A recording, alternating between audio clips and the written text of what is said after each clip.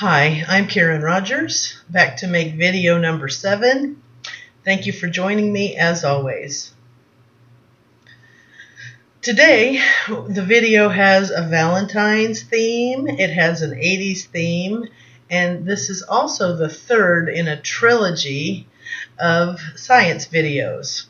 First, we talked about Earth science and did winter solstice video. Then we talked about life science and did the evergreen tree identification video. Today is physical science, and we are going to talk about two of the greatest chemicals on the planet, baking soda and vinegar. Baking soda and vinegar have so many household uses. If you don't believe me, just Google it. You can use them in cooking, cleaning, health and beauty, gardening, and that's just to name a few.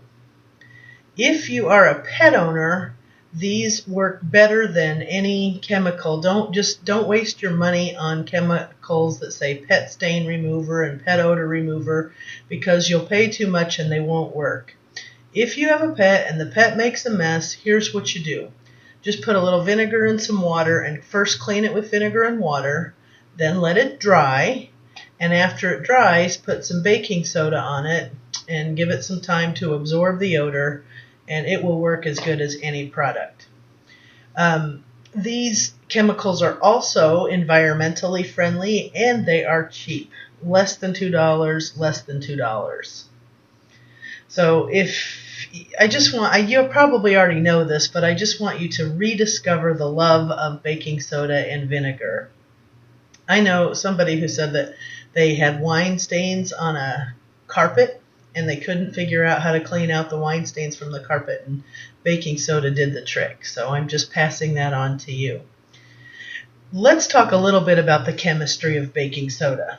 Baking soda is sodium bicarbonate. Here's its chemical formula.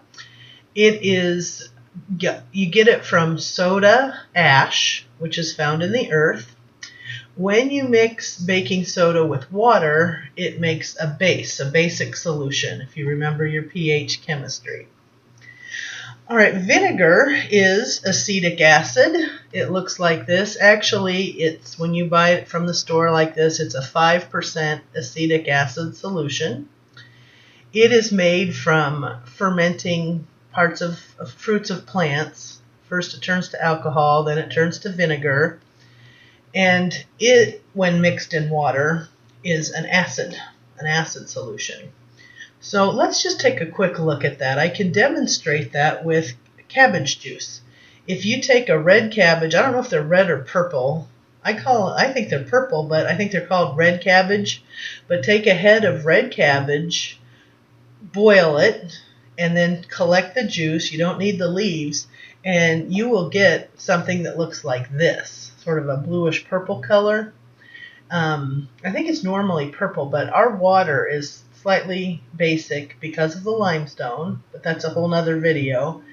But this is its color. And then if you take some baking soda and water in a solution, lots of baking soda, and you put it into this cabbage juice, kind of turns like a green color, bluish green. Let me see if I can get some more baking soda in there. See, isn't that interesting? And so it's a little bit basic. And do you remember that the numbers bigger than 7 are the bases? 7, of course, is water, which is neutral. And so I'll put this one. This is the water. It's just to compare. And then this one, let's add some vinegar and see what happens to the color. Ooh, boy, that vinegar turns it kind of a pink. I used to do sort of like a Christmas deal. It would be red and green. This isn't quite green enough. It needs a stronger base. But nice procedure, I know. Making a mess, but anyway, cabbage juice is a natural pH indicator. If you put dish soap in there, it turns different colors. It's just a lot of fun. So you can play with pH with purple cabbage.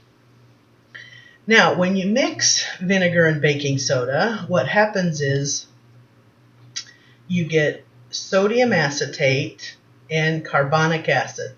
Carbonic acid is the same that's, say, in pop. Well, the carbonic acid then breaks down to carbon dioxide gas. It's a real popular reaction, and it's used in the elementary school science volcanoes. If you've ever made a volcano, that can be a lot of fun for, again, cheap products. Have fun with your science. And I will demonstrate this volcano reaction, only I've modified it just a little bit.